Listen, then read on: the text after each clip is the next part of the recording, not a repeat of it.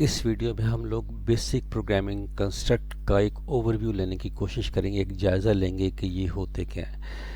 अच्छा जी, बुनियादी तौर पर जो प्रोग्रामिंग कंस्ट्रक्ट्स हैं वो तीन किस्म के होते हैं। एक सीक्वेंस है, दूसरा सिलेक्शन है, तीसरा आइट्रेशन है।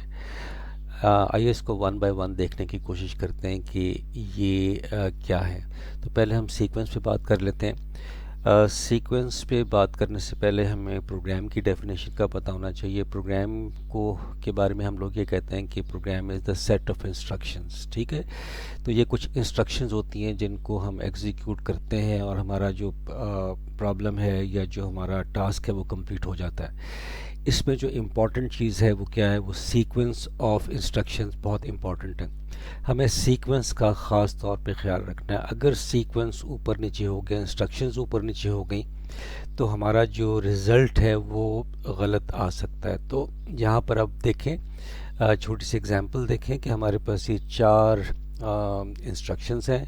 हमने कहा कि हमने ए को 10 असाइन कर दिया, बी को 20 असाइन कर दिया, और फिर हमने ए और बी की वैल्यू को जमा किया और सी को असाइन कर दिया, और फिर हमने डिस्प्ले ऑफ वैल्यू ऑफ सी कर दी। तो ये चार इंस्ट्रक्शंस हैं, इनका एक प्रॉपर सीक्वेंस है। और अगर इसके सीक्वेंस को हम चेंज करते हैं, जैसे कि नीचे आए, नीचे हमने जो इंस्ट्रक्शन नंबर 3 थी उसको इंस्ट्रक्शन नंबर 1 पे ले गए, तो c is equal to a plus b आ गया। तो हमने ए और बी की वैल्यू असाइन करने से पहले ही हमने जो ए और बी को जमा करके आंसर सी में रख दिया।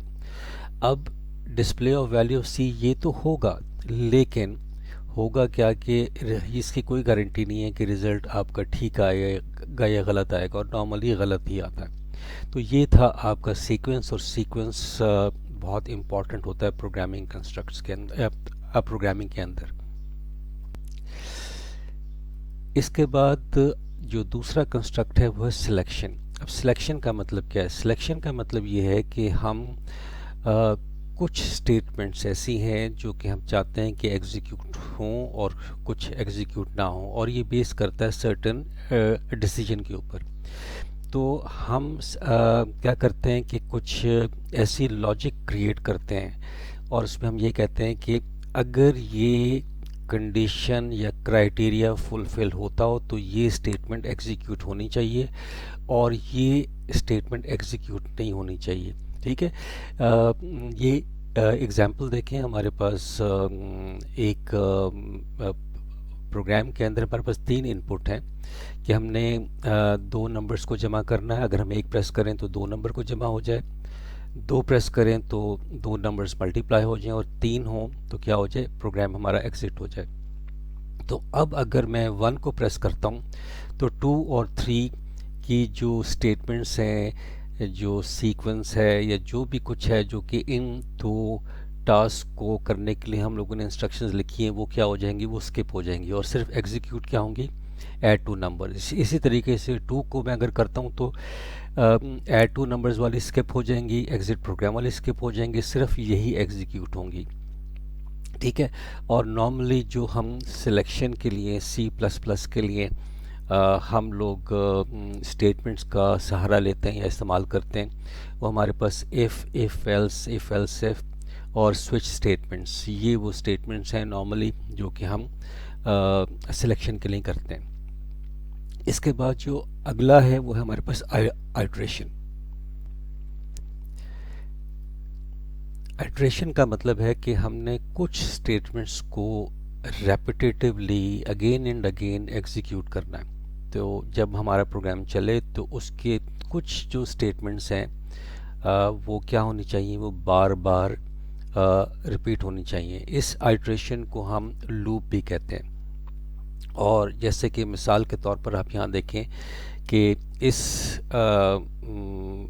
सेट के अंदर हम जो स्टेटमेंट नंबर 2, 3, 4, ये चार स्टेटमेंट्स हैं, इंस्ट्रक्शंस हैं जो कि हम चाह रहे हैं बार बार रिपीट हों। तो हम कहते हैं let n is equal to 5, फिर हम डिस्प्ले की वैल्यू कहते हैं n, और फिर सब्ट्रैक्ट करते हैं n की वैल्यू में से 1 को, और फिर हम यहाँ पर एक चेक लगा देते हैं, और इफ़ गो टू की मदद से हम ये करते हैं कि इस जो स्टेप नंबर 2 और 2, 3, 4 ये जो स्टेटमेंट्स हैं ये बार बार एग्जीक्यूट हों।